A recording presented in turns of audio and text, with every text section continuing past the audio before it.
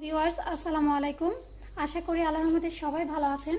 Viewers, আমি আবারও চলে এসেছি আপনাদের জন্য আরও একটি ঈদ স্পেশাল রেসিপি নিয়ে। ভিউয়ার্স, আমার আজকের রেসিপিটা যে শুধু ঈদেই আপনার লাগবে তাই নয়, আমার আজকের রেসিপিটা বিকেলের নাস্তার জন্য বা অতিথি আপ্যায়নে, বাচ্চাদের স্কুলের টিফিন সব রকমই আপনি খেতে পারবেন। আমার আজকের রেসিপি হোমমেড নুডলস।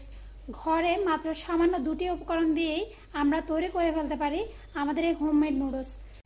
ভিউয়ার্স, বাজার থেকে আমরা যে নুডলসটা কিনে আনি তা আসলে অনেক অস্বাস্থ্যকর পরিবেশে তৈরি করা হয়, কিন্তু আপনি ঘরে যদি সামান্য একটু ট্রাই করেন তাহলে কিন্তু তৈরি করে ফেলতে পারেন মাত্র দুটি উপকরণ দিয়ে আমাদের এই হোমমেড। সেই সাথে ভিউয়ার্স, আমার এই রেসিপিগুলো যদি আপনাদের ভালো লেগে থাকে তাহলে অবশ্যই প্লিজ আমাকে একটা সাবস্ক্রাইব করবেন, কারণ আপনাদের একটা সাবস্ক্রাইবই আমার আরও একটি নতুন রেসিপি তৈরিতে আমাকে সাহস যোগাবে।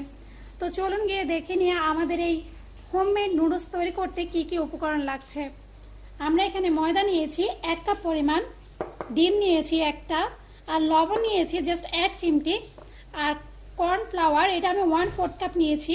এটা আমি ডোতে ইউজ করবো না, জাস্ট আমার যে রুটিটা বেলবো নুডলসের জন্য সেই বেলার কাজে আমি ইউজ করবো। আমরা আমাদের যে একটা ডিম ছিল, ডিমটা এখানে দিয়ে দেব।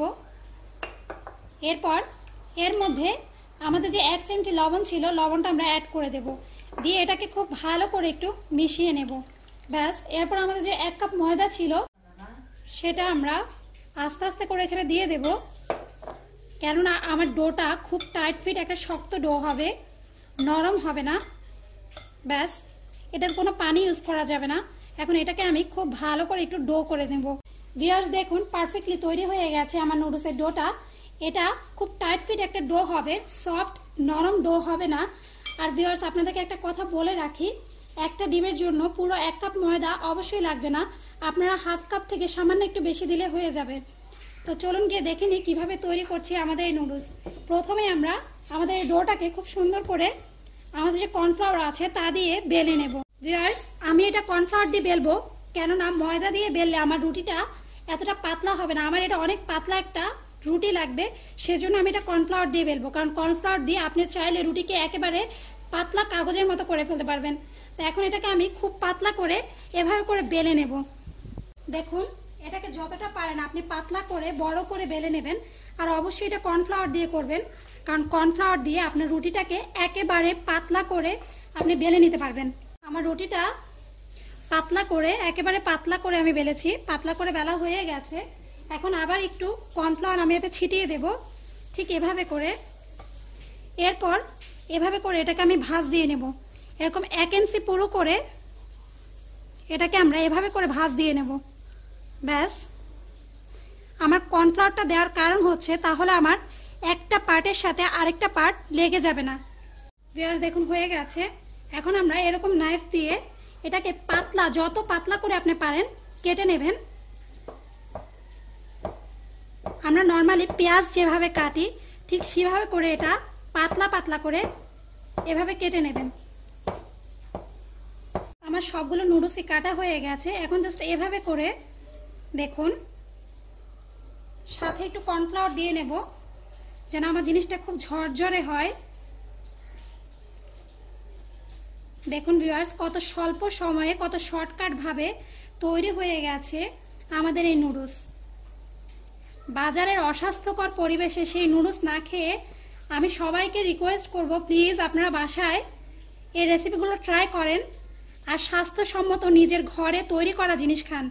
ব্যাস, হয়ে গেছে আমার নুডলসগুলো। ভিউয়ার্স, আমি আপনাদেরকে খুব কাছ থেকে একটু দেখাই। দেখুন, তৈরি হয়ে গেছে। এখন এগুলোকে আমরা নর্মাল যে নুডলসটা আমরা বাজার থেকে কেনা যে নুডলসটা আমরা সেদ্ধ করে নিই সেভাবেই জাস্ট এটাকে আমি ভাপে দিয়ে নেব। দেখুন, আমি এখানে প্যানে পানি দিয়ে গরম করে নিয়েছি। এখন আমরা আগে থেকে যে নুডলসগুলো রেডি করে রেখেছিলাম আমাদের সেই নুডলসগুলো আমরা আস্তে আস্তে এখানে দিয়ে দেব। ভিউয়ার্স দেখুন, এগুলোকে খুব ভালো করে একটু এভাবে করে নাড়িয়ে নেবেন, তাহলে এর মধ্যে কোনো দলা বেঁচে থাকলে তা ছুটে যাবে। এবং এর মধ্যে আমি 1 টেবিল চামচ পরিমাণ তেল যোগ করে দেব, তাহলে আমার নুডলসটা একটার গায়ের সাথে আরেকটা বাজবে না। ব্যাস, এবার এগুলোকে আমি জাস্ট 5 মিনিট বয়েল করে রাখুন। ভিউয়ার্স, আমি খুব কাছ থেকে আপনাদেরকে একটু দেখাই আমার নুডলসটা কতটা পারফেক্ট হয়েছে। ব্যাস হয়ে গেছে। এখন এগুলোকে আমি ছেঁকে ঠান্ডা পানি দিয়ে ধুয়ে নেব। দেখুন ভিউয়ার্স, পারফেক্টলি তৈরি হয়ে গেছে আমার হোমমেড নুডলস। খুব ঝটপট, মাত্র আধা ঘন্টা সময়ের মধ্যে 2টি উপকরণ দিয়ে আমরা তৈরি করে ফেলেছি আমাদের এই হোমমেড নুডলস। ভিউয়ার্স, আমি চাই আপনারা সবাই এগুলো বাসায় ট্রাই করেন, কেননা বাজারের অস্বাস্থ্যকর পরিবেশে তৈরি হওয়া সেই নুডলস খাওয়া থেকে সবাই বিরত। নিজের তৈরি করা ঘরের নুডলস খান।